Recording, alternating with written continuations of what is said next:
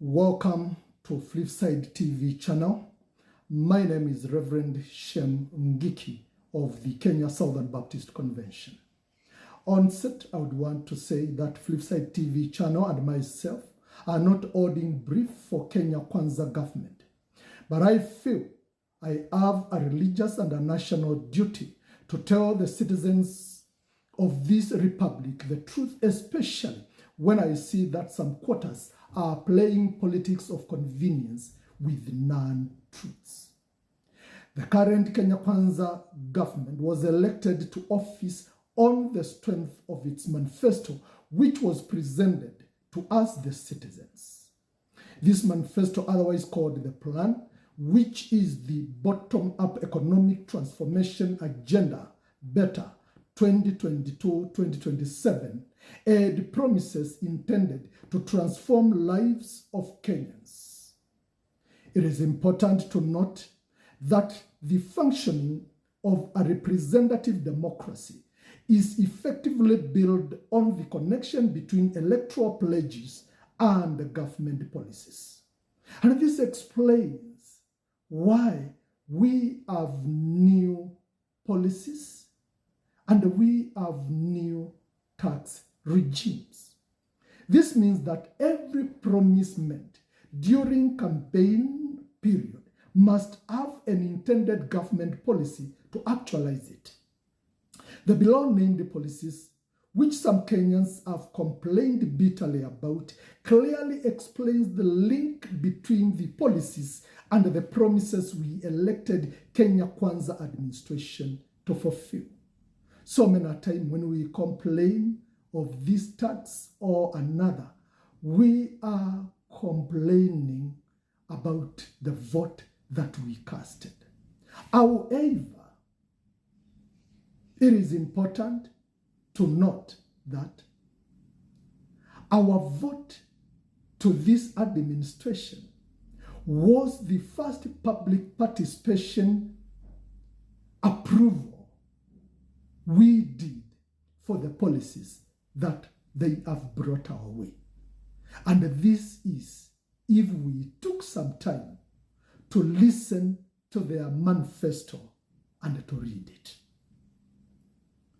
For an example, when we look at the promises on areas like agricultural transformation, housing and healthcare, among others, we find out that, for an example, in agriculture, the manifesto proposes to transform 2 million poor farmers from food deficit farmers to surplus producers through input financing, something that the current administration has done religiously. And having done it, this has yielded fruits. It has worked wonders and has miraculously brought down the cost of maize flour. You will look in retrospect on how much 2 kg packet of maize flour costed before this administration came to power and what it is costing now. In health, the Social Insurance Act 2023 is now operational, and it is intended to respond to the manifesto promise of delivering a universal health coverage system built on 3 pillars. Lastly, in housing, the Affordable Housing Act 2024, now a Kenyan law, that establishes the affordable housing, which the manifesto intended to turn the housing challenge into an economic opportunity, which at the moment has created 160,000 jobs for young Kenyans. My fellow Kenyans, kindly, let us be fair to the current government and our president, Dr. William Ruto. We are accusing them for what we voted them in for.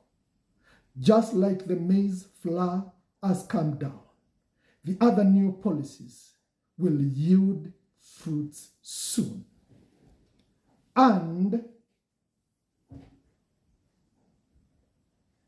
the other policies will very soon become a sustainable solution to Kenyans' long-lived challenges.